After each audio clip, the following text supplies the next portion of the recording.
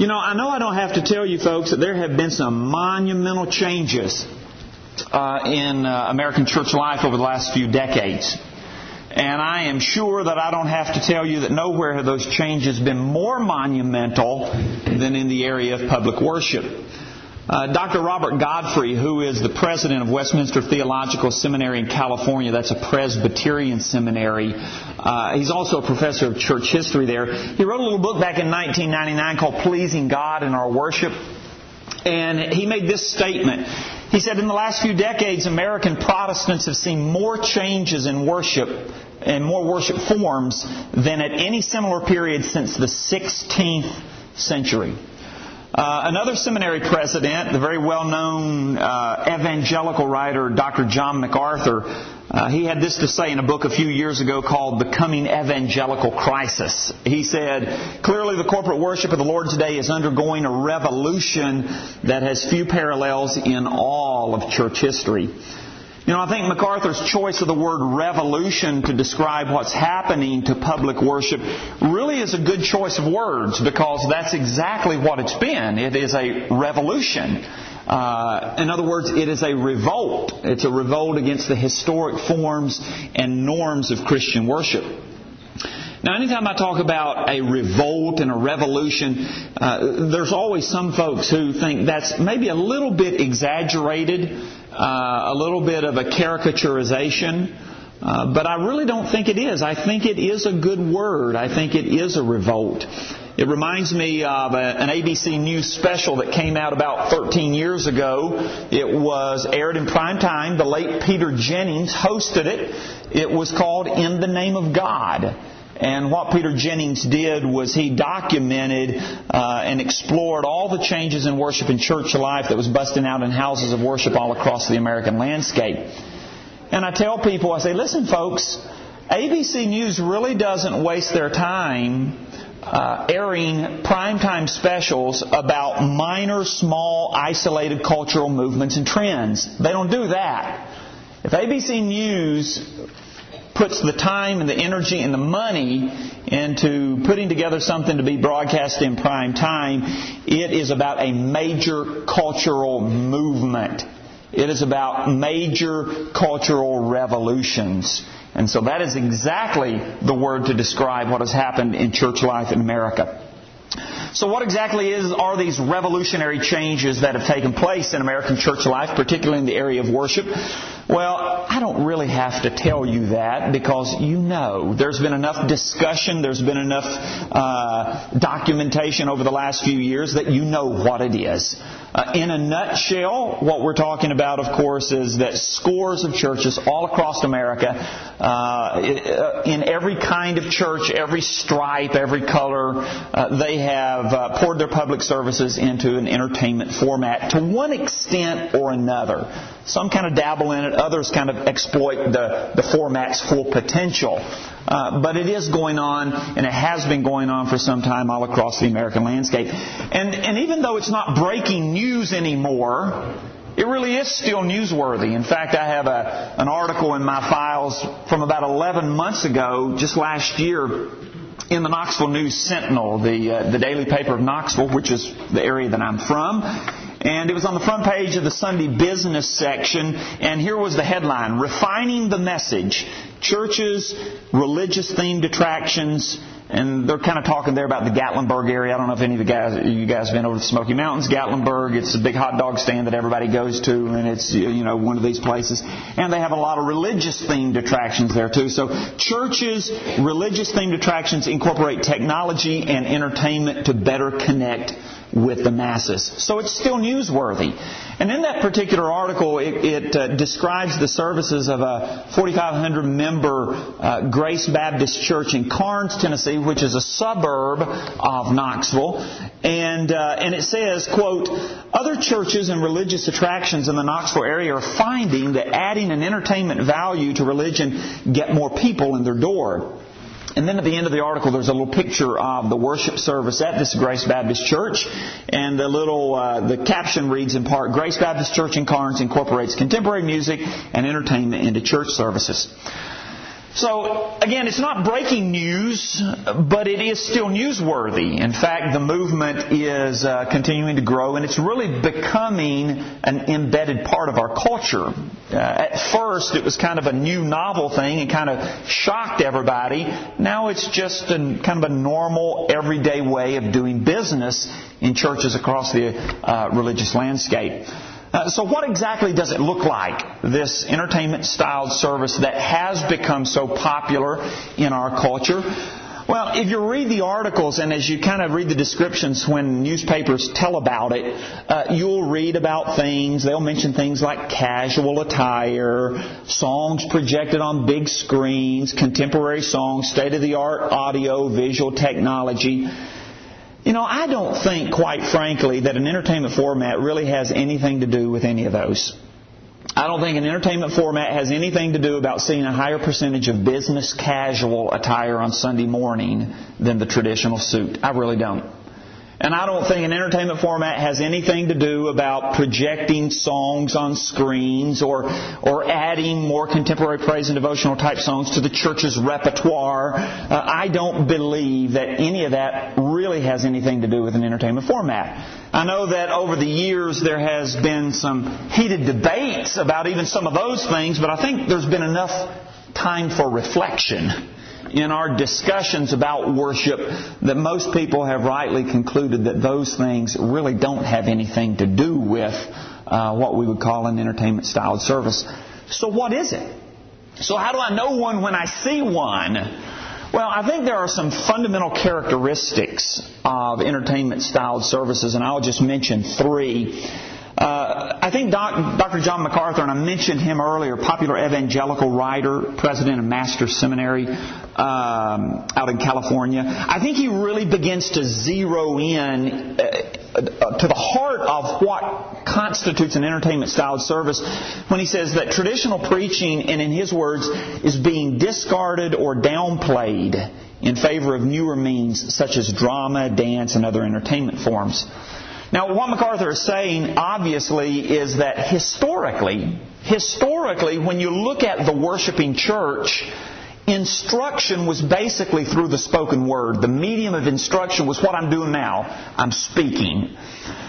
Now, he says, that's not the way it is. I mean, every church still has some spoken word instruction, but what he's recognizing is that more and more are using different means of instruction, entertainment-based means of instruction, and the two that he mentioned specifically are drama and dance.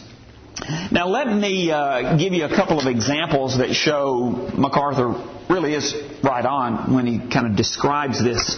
In that article that I just mentioned that came out last year in Knoxville, one statement says that, among other things, quote, dramas are incorporated into each of the sermons.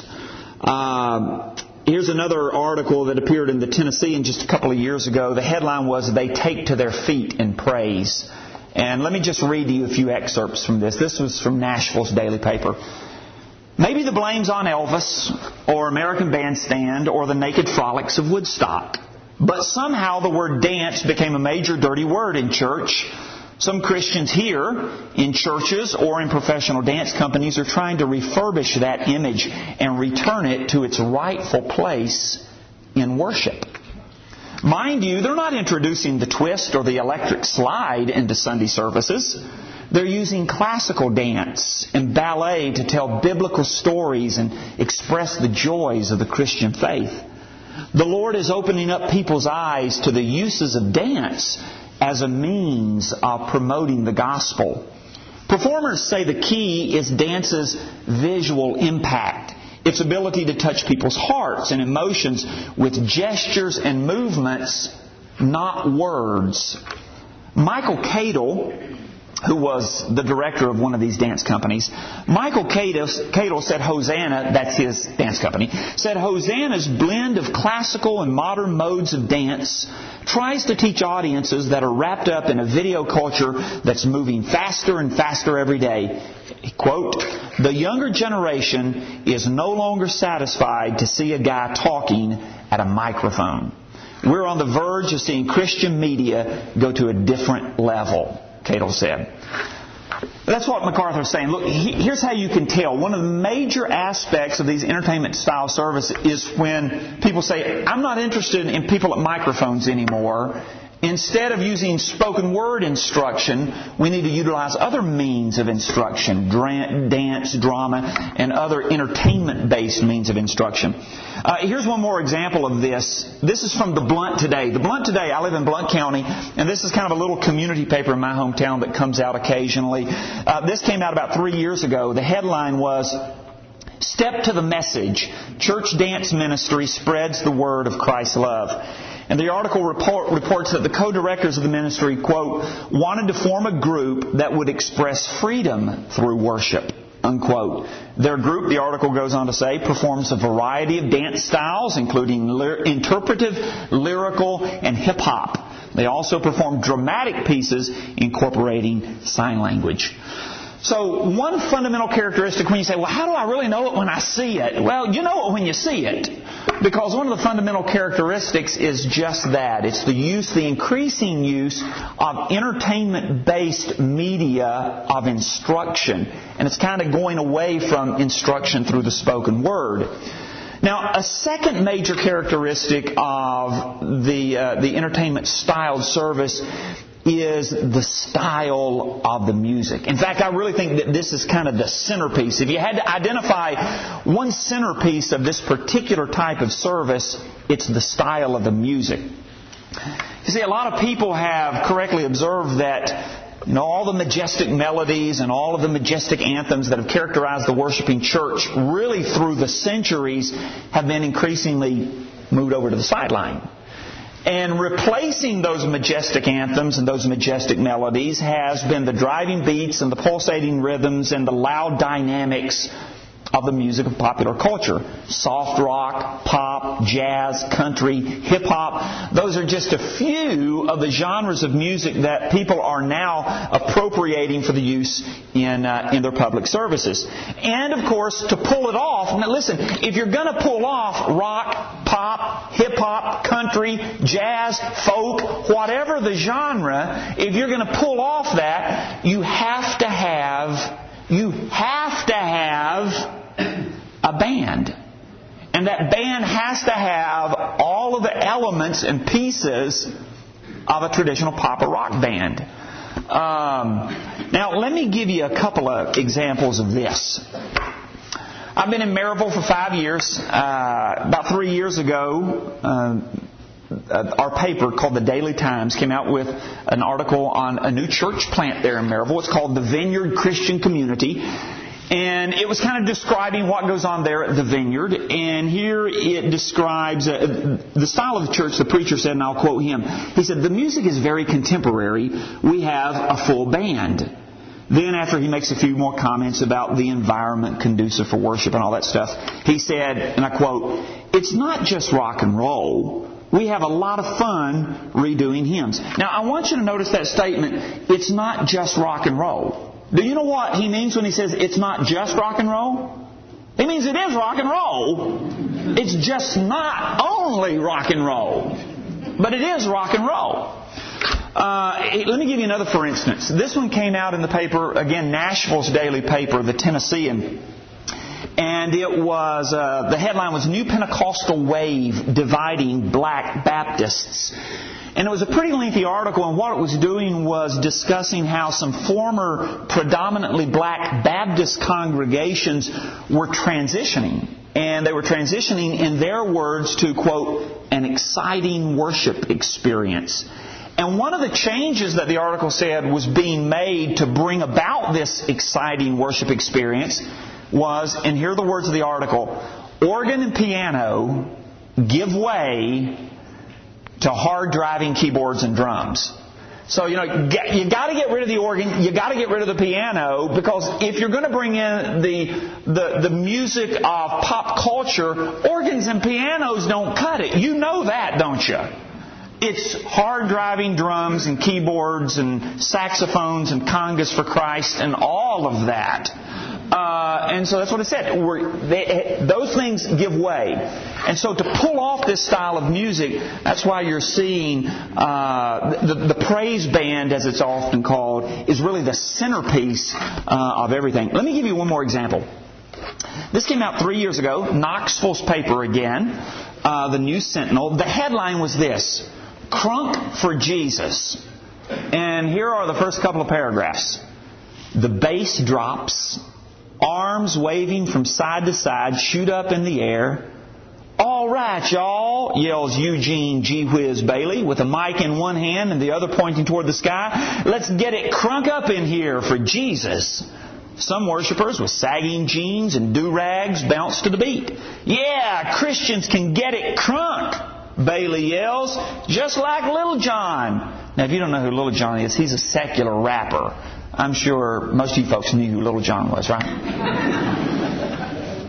And then the article goes on to say, it's like a hip-hop music video for God every Thursday during the praise and worship portion at The Remnant, a hip-hop style church founded by husband and wife ministers Thomas and Marie Dean. There are some examples of what we're talking about. And so the first two central elements of these entertainment-style services are, first of all, the increasing use of entertainment-based media for instruction, as opposed to instruction through the spoken word, which has historically been how it is in the church. And when I say historically in the church, I'm talking about 20 centuries of church history. The second central element is the use of musical styles of popular culture: rock, rap, jazz, country, hip-hop, which are driven by the standard pieces of a rock band. Okay, let me give you one more. A third central element of this entertainment-style worship revolution has been the adoption of more of a performance-type music. And in churches where performance-type music was already a part of their services, it means taking that to a whole new level. It means turning it up several notches in terms of polish and professionalism and presentation, and it makes it a very personality-centered aspect of the worship.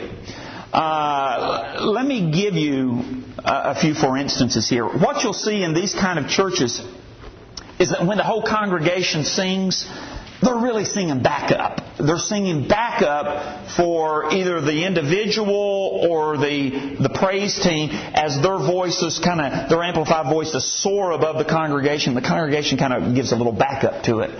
Now, this article was sent to me by a 16-year-old boy from West Palm Beach, Florida. And it came out of their local paper, the Palm Beach Post, 2006, so almost 3 years ago now.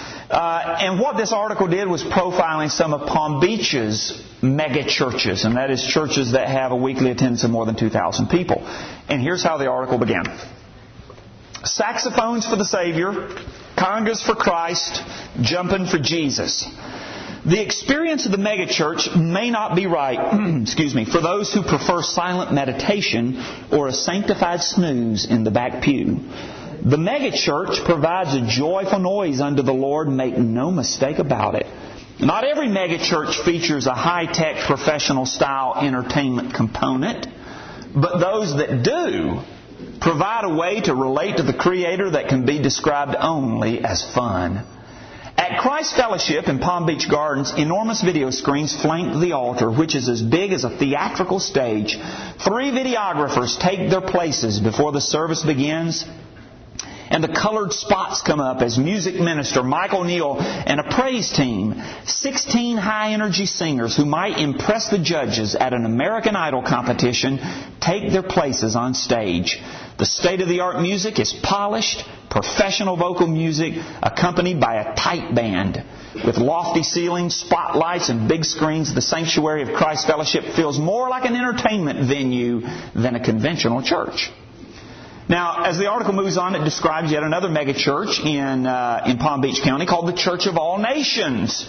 And again, notice as it describes the service, notice this feature of a very personality-centered, polished performance when it comes to the music. Here it is. Inside the 23,000 square foot main building of the Church of All Nations, music minister Mario Bertoni, a bulked up version of the Latin pop sensation Ricky Martin, zips back and forth across the stage singing in front of a band that includes a brass section, congas, and a grand piano. At certain points of his high energy song, the Spirit moves him and he jumps for joy. Two young girls emerge from the pews into the aisles, pointing small cameras at him. And if any of you want to jump in the aisle and take a picture of me, it's okay. But, we've marked off about, 13 or 14 years since ABC News discussed all of this in front of a primetime nationwide audience. And in that time, from virtually every corner in American church life, there have been voices strongly resisting it. But despite their protests, and despite their resistance, and despite their objections, the fact of the matter is, and as you've seen from some of the more recent articles that I've quoted from, entertainment-styled services have just become a more deeply ingrained part of American church culture. So what are the forces driving it? What are the forces that have driven it? What are the forces continuing to drive it? This historical revolution. At the risk of oversimplifying things, I really believe that this worship revolution is being largely driven by, has been largely driven by, and still is being largely driven by stagnant attendance and decline in church attendance and membership. Over the last several years, church growth experts kind of come onto the scene, and they have virtually promised us. They promise us that we would post attendance gains if we would just tailor our services to the tastes and the felt needs of a generation that is self-centered, overstimulated, entertainment-saturated, and media-savvy. If we will just tailor our services to that kind of consumer, we will post attendance gains. They promise us that. They promise us that all we have to do is narrow the gap between the historic forms of worship and the forms of modern entertainment. And if we'll just narrow that gap, we'll see great gains. And then in order to reassure us, they start giving us example after example after example where it's happened. They show us all the churches that have narrowed that gap between historic forms of worship and entertainment forms of worship, and they say, look at these churches, and now look at this. They boast exploding membership and attendance figures. They boast big budgets. They boast lavish physical plants. They boast growing staffs. They boast an ever-expanding array of programs. And boy, I'll tell you what, even the most conservative church leaders can't help but to feel some temptation, maybe to just meander down that road a little bit to experience some of the success. A couple of the articles I quoted earlier shows you what I'm talking about. One was that article from last year in Knoxville's paper. Let me quote one of the same lines that I quoted a minute ago.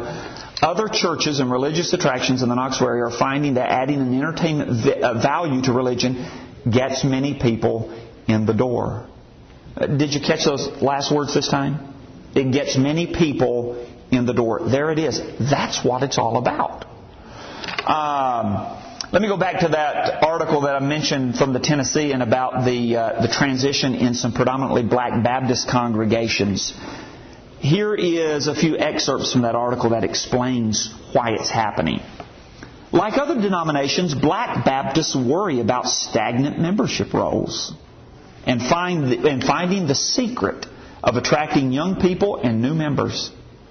Full gospel churches believe they have the solution. Create an exciting worship experience. One night last week, Greater Grace Temple gave a glimpse of the new wave.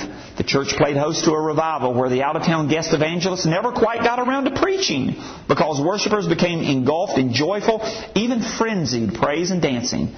Quote, "It got wild, but wild is wonderful," unquote, said David Dowell, who joined the church after being raised in a traditional Baptist church locally.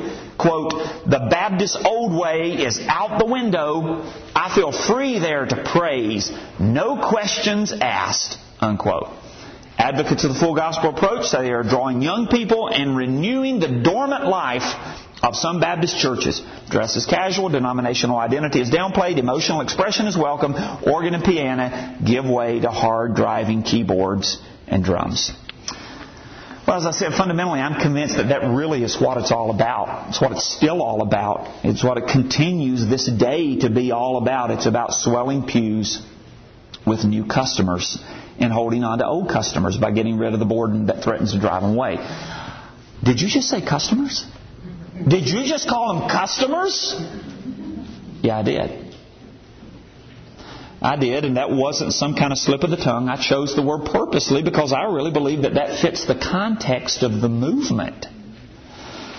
You see, in this movement, it seems quite clear that the primary forces that are really driving this thing, the primary forces are market forces. They're fixated on increasing or maintaining market share. In an effort to do that, to increase their market share, to maintain their market share, they have just been lured by the siren song of the corporate marketing models in attracting and keeping customers. And when a church operates in that sphere, when a church decides that they're going to operate within the sphere of the marketplace, it is almost inevitable that the people are going to come to be viewed primarily in terms of customers. So does it work? Well, there's no doubt about it. I don't think anyone would doubt that entertainment-styled services have helped swell attendance and membership for a lot of churches. And I don't think anyone would doubt that entertainment-styled services have helped turn a few churches into mega churches. And as I said a minute ago, church leaders often look at those churches with a little bit of envy and with a little bit of temptation to venture down that road at least a little bit to see if they can get some of that success for themselves. But I really believe with all my heart that we need to resist that temptation. I really believe it.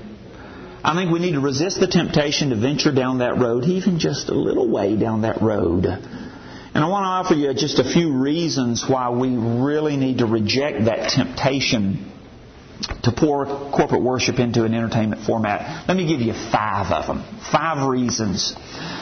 My first objection to the whole concept of an entertainment-styled service is that it reinforces the modern worshiper's focus on himself and his pleasure. You know, when you study the biblical approach to worship, what you'll discover is that worship primarily is about God. True worship by its very nature is doxology. That is, it is praise by its very nature. The very word worship means to ascribe to God the worth that He is due. I like how the psalmist says it in Psalm 96 and verse 8, ascribe to the Lord the glory due His name. So worship then, by its very nature, is an occasion when God's people focus on Him and declare His magnificence. And when we enter worship, we really need to enter worship with that primary aim of praising Him for who He is and what He has done as the Creator and the Sustainer and the Redeemer of all mankind.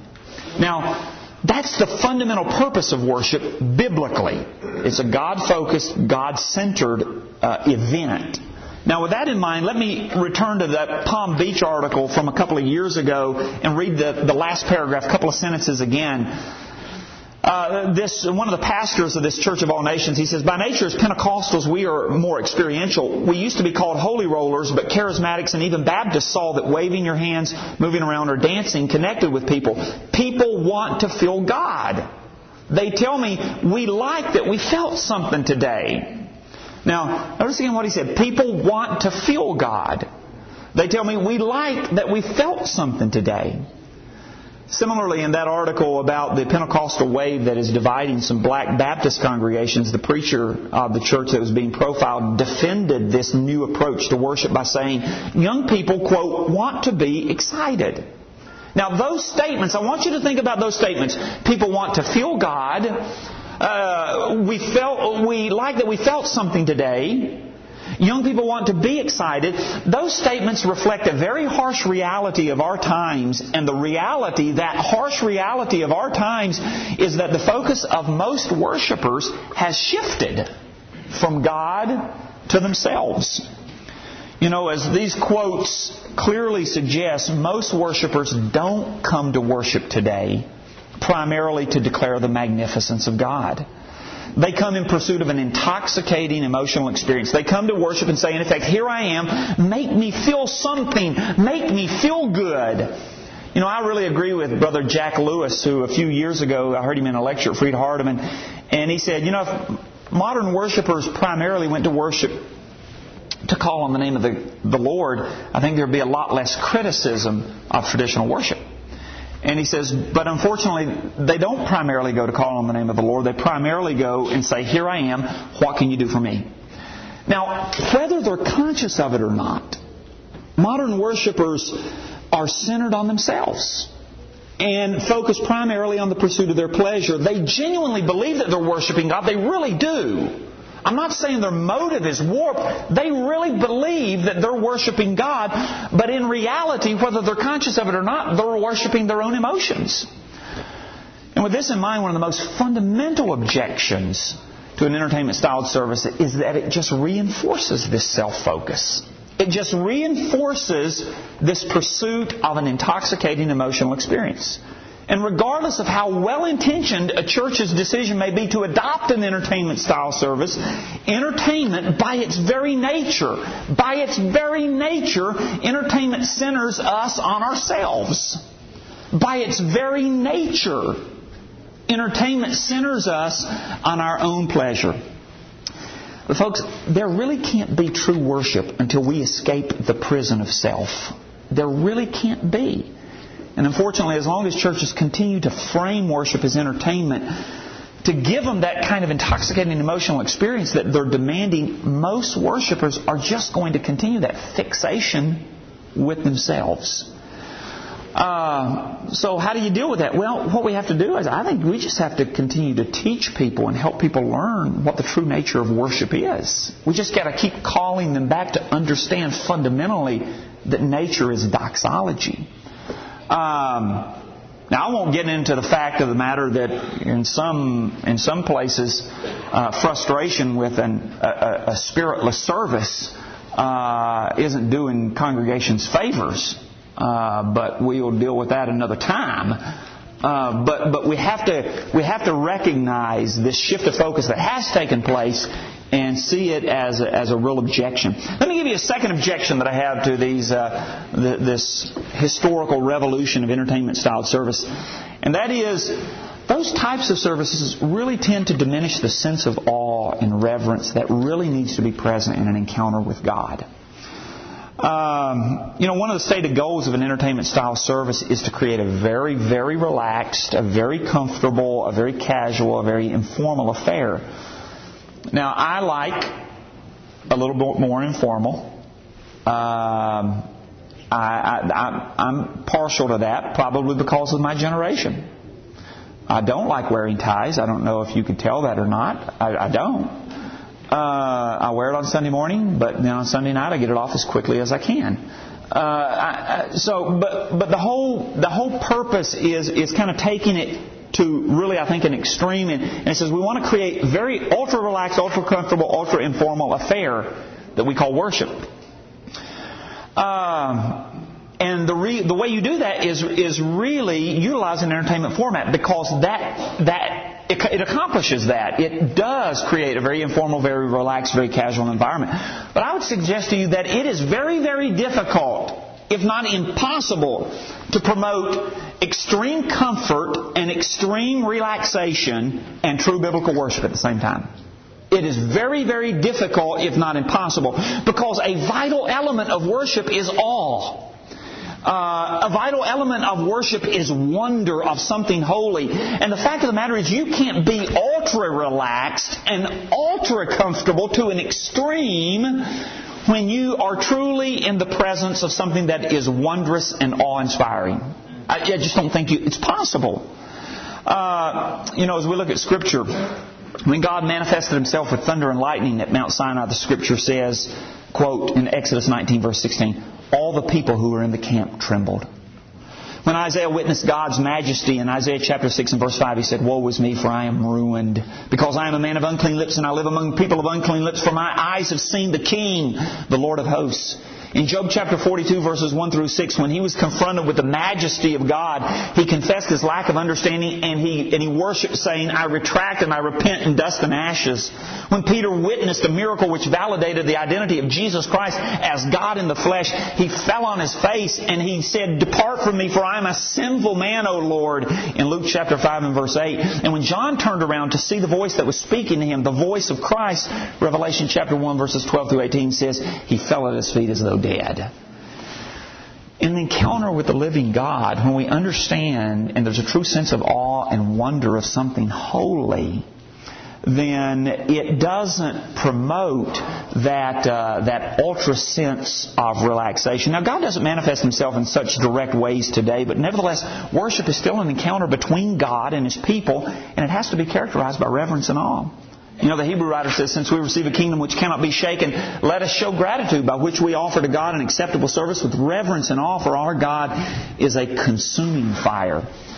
You know, in that story, that ABC News story 13 years ago, Peter Jennings went to the place that at the time was the cutting edge leader. And I'm sure you probably heard of the church, most of you, called the Willow Creek Church. They were the ones leading the charge. And one of the things that Peter Jennings said to the preacher there struck me as interesting. He said, it didn't feel to me at all religious to be in the auditorium. It was really more like a theater. Is that intentional? And the preacher there, a guy by the name of Bill Hybels, said, yeah. Notice what Peter Jennings said. It didn't feel at all to me religious to be there. It was more like a theater. In other words, what Peter Jennings said, a secular observer, says, I didn't really get a sense of sacredness. I didn't really get that sense there. That's right. You don't get a sense there. It's hard to maintain a sense of sacredness and a sense of awe where it has all the appearance of cheap theater. Or maybe not so cheap theater. You know, when Moses encountered God at the burning bush at Mount Horeb in Exodus chapter 3, he was told to stay back, take off his sandals because he's on holy ground. And I just can't imagine the sense of awe and reverence and mystery that must have overcome Moses on that occasion. And when I try to think of all of the epithets that we can use to describe worship, extraordinary, unique, uncommon, I think that account in Exodus chapter 3 really pegs it, holy ground, because that is exactly what worship is. And I think we need to ensure that there is a sense of sacredness. I do believe that we need to help make sure that people understand that we are coming into the presence of the divine. And one of the ways that we do that is just resisting pouring the services into an entertainment format. I got the 5-minute sign 2 minutes ago, so I probably got 3 minutes left, so let me hustle real super quick. A third objection I have is that they use manipulative techniques to fabricate facsimiles of a religious experience. And we have to resist the temptation to manipulate people into faith. It's no secret that the entertainment-styled services have been introduced largely as a cure for spiritual boredom that leads to lagging church attendance. There's no doubt that a pop culture entertainment formula will generate some excitement and enthusiasm, at least for a while. But I'm going to tell you, it's not genuine, authentic enthusiasm for God. It's just a facsimile of a religious experience that most likely is going to evaporate after that last guitar lick, that last drum beat, and that last flourish of high notes when those all fade away. It's going to go away. Authentic enthusiasm for God is not the product of a worship engineer. Worship leaders have to be very careful to avoid the temptation to use manipulative techniques which are clearly intended to fabricate quick jolts of enthusiasm. We have to remember God commanded Peter to feed His sheep, not manipulate them. Real quickly, it perverts worship by turning it into therapy. Number 4. We've already seen that a primary aim of this style of service is to promote happiness and good feelings in the worshipers. As much as anything, it's about making them feel good. Making them feel good so that they'll want to come back. That means it's all about therapy. It really does. It's not necessarily confronting them with their sin, giving them the resources that helps them with the challenges of life, but it's about therapy, and that perverts the true meaning and purpose of worship. How we feel, let me say this, how we feel when we leave worship emotionally really doesn't matter. Now, I'm not saying I have no interest in emotional uplift. I think all of us enjoy the emotional uplift that often comes in an encounter with God in worship, right? Yes. There is nothing wrong with that, saying that we are emotionally uplifted. And if emotional uplift comes, fantastic, wonderful. But all I'm saying is, at the end of the day, when we leave worship, that ultimately is irrelevant. It doesn't really matter. What really matters is, did we, with all of our hearts, declare the magnificence of the living God? Let me give you one more real quick. I got the 1 minute. A fifth objection. The last one I'm going to give you.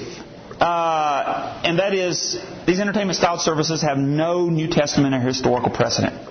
Listen, dance, drama, these were well known even in the New Testament age. Jesus uses the word hypocrite throughout the New Testament. That's a word that was used in the Greek theater. It just meant an actor.